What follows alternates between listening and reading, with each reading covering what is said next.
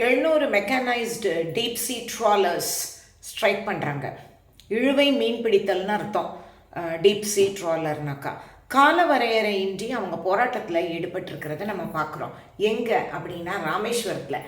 ஏன் அப்படின்னா இலங்கை இராணுவம் நேவி வந்து நம்ம மீனவர்களை பிடிச்சிட்டு போயிட்டு அப்படிங்கிறது தான் இப்போது பிரச்சனை. போட்டோட பிடிச்சிட்டு போயிட்டு இப்போது பல பேர் குற்றம் சாட்டியிருக்காங்க. அரசியல் ரீதியாகவும் மீனவர்கள் மத்தியில் இருந்தோம். இதில் நான் வந்து ஒரு நாள் ஒன்று சொல்லலாம்னு நினைக்கிறேன். என்ஜே போஸ் அவங்க அப்படின்னு ஒருத்தர், அவர் வந்து மீனவர்களோட தலைவர். அவர் என்ன சொல்கிறார் ராமேஸ்வரத்தில் இருந்து அப்படின்னாக்கா, முன்னாடிலாம் நாங்கள் நாட்டுப்படகுல தான் போய் மீன் பிடிச்சிட்டு இருந்தோம். அரசாங்கம் தான் வந்து என்ன சொல்லிச்சு, நீ வந்து இந்த ட்ராலர்ஸ் யூஸ் பண்ணுன்னு சொல்லிச்சு, அதனால தான் நாங்கள் யூஸ் பண்ணோம். இப்போ வந்து இலங்கை இராணுவம் அதை எதிர்க்குது அப்படின்னு சொல்லிட்டு. இப்போது ட்ராலர்ஸ்னால் என்னன்னு நம்மளை மாதிரி ஆட்களுக்கு தெரியணும் இல்லையா? ஏன்னா எல்லாரும் ஒன்றும் கதை கட்டி விடுவாங்க. போராடுறவங்களும் சரி, போராடாதவங்களும் சரி, எது தரப்பில் இருக்கிறவங்க, அரசியல் ரீதியாக பேசுகிறவங்க எல்லாரும் பேசிக்காக நமக்கு வந்து ஃபேக்ட்ஸ் தெரிஞ்சிருக்கணும் கரெக்டாக.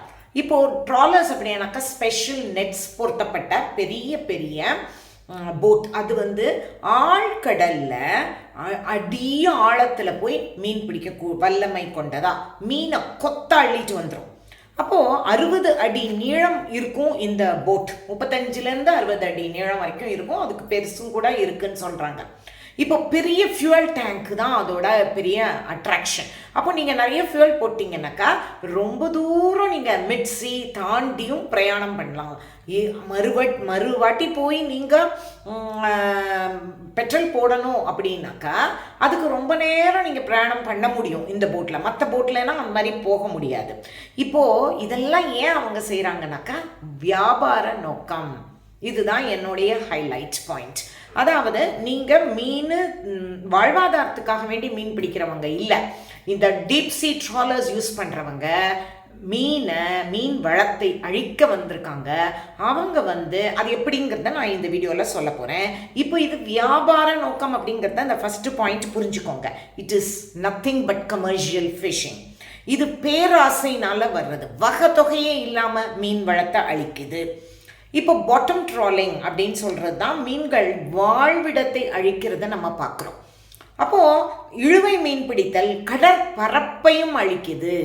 அதில் கடல் வாழ் உயிரினங்களையும் சேர்த்து அழிச்சிட்டு வருது. மீன் மாத்திரம் இல்லை, எல்லா உயிரினங்களையும். என்னென்ன அப்படின்னு பார்த்தீங்கன்னா இதில் கனரக உபகரணங்கள் யூஸ் பண்ணுறாங்க. அதனால அது என்ன செய்யுதுன்னா பவளப்பாறை எல்லாத்தையும் சுரண்டி எடுத்துகிட்டு வந்துடுது. அப்புறம் கடல் பாசிகளை அழிக்குது. அப்போ இந்த மாதிரி எல்லாத்தையுமே அழிச்சிக்கிட்டே போனால் இவங்க பேராசைக்காக வேண்டி அழிச்சா இது எப்படி? அப்போ இதெல்லாம் அழிகிறதுனால கிளைமேட் சேஞ்ச் உண்டாகுது. அதுக்கு வழிவகுக்குது. வண்டல்களை எல்லாத்தையும் தொந்தரவு பண்ணுது.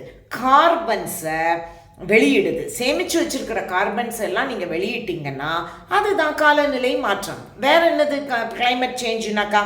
இப்போது இந்த மாதிரி மாற்றத்துக்கு துணை போகிறது இதை ஆங்கிலத்தில் கார்பன் சீக்வெஸ்ட்ரேஷன் அப்படின்னு சொல்லுவாங்க. இப்போ சேதம் பண்ணிட்டு வந்துடும் இந்த இழுவை மீன்பிடி கலன்கள். ஆழ்கடல் ஈகோசிஸ்டம்னு ஒன்று இருக்கா இல்லையா, அது வந்து பயங்கரமாக பாதிக்கப்பட்டுரும். அப்போது தன்னை வந்து அது தகவமைச்சிக்கிறதுக்கு ரொம்ப நூற்றாண்டுகள் ஆகும். அவ்வளவு டேமேஜஸ் இவங்க பண்ணிட்டு வந்துடுறாங்க. மீனோட பாப்புலேஷன் நம்ம மனுஷங்களை இப்படி யாரானும் பண்ணால் எப்படி இருக்கும்? நம்ம அது மாதிரி தானே போர்லாம் வந்து நம்ம செத்து போகும்போது எவ்வளோ அது வந்து துயரமான ஒரு விஷயம். அதே மாதிரி துயரங்களை நம்ம தொடர்ந்து இந்த கடலுக்கு கொடுத்துட்டு வந்துட்டுருக்கு மனித இனம். இந்த விஷயம் வந்து மீன்கள் பாப்புலேஷன் வெகுவாக அழிந்து போகுது. இலக்கு வச்சு மீன் இனங்களை டார்கெட் பண்ணுறாங்க சார், வேட்டையாடுறாங்க சார். அப்போது உணவு வலை அப்படின்னு ஒன்று இருக்குது நமக்கு. அது பாதிக்கும் வண்ணமாக இவங்க இதெல்லாம் ட்ராலர்ஸ் எல்லாம் இயக்குறாங்க. உணவு வலை அப்படின்னாக்கா என்ன அப்படின்னா உணவு உறவுகள் இருக்குது. அதாவது அதை விளக்கக்கூடிய கருத்தியல் தான் இந்த உணவு வலை அப்படிங்கிறது. ஃபுட் வெப் அப்படிங்கிறாங்க. நமக்கு இந்த வெப் தான் தெரியும் இல்லையா, www. அப்படின்னு com அப்படின்னு சொல்கிறோம்ல, அந்த மாதிரி வெப் தான் நமக்கு தெரியும். இது ஃபுட் வெப் இருக்குது. அது அதிகமாக பாதிக்கப்படுது. இப்போது தாவரங்கள் இருப்பாங்க, அந்த சைவ இது அவங்க பாட்டுக்கு தாவரங்கள் முளைச்சி இது பண்ணிட்டு இருக்கும்போது அதை சாப்பிடுவாங்க தாவர உண்ணிகள். அவங்கள வந்து சாப்பிட்றவங்க மாமிச உண்ணிகள். இப்போ இவங்க வந்து டீக்ரேட் ஆகணும் அப்படின்னாக்கா நமக்கு பாக்டீரியா, பூஞ்சக்காளான் இவங்கெல்லாம் வந்து வேலை பார்த்து அவங்கள எல்லாத்தையும் உடச்சி அதை வந்து இந்த மண்ணுக்கு உரமாக மாற்றுறாங்க. இப்போ இது வந்து மறுபடியும் அந்த அந்த சாயில் வந்து நல்ல வளமாக இருந்தாக்கா தாவரம் வந்து செழிச்சு வளரும். இப்போது இதெல்லாம் நீங்கள் சேதப்படுத்திட்டீங்க அப்படின்னா, இந்த ட்ராலர்ஸ்னால சேதப்படுத்திட்டீங்கன்னாக்கா என்ன ஆகும்? எல்லாமே ஸ்டாண்ட் ஸ்டில் ஆயிரும். அதனால் அதை மனசில் வச்சுட்டு தான் நம்ம பேசணும்னு நான் நினைக்கிறேன்.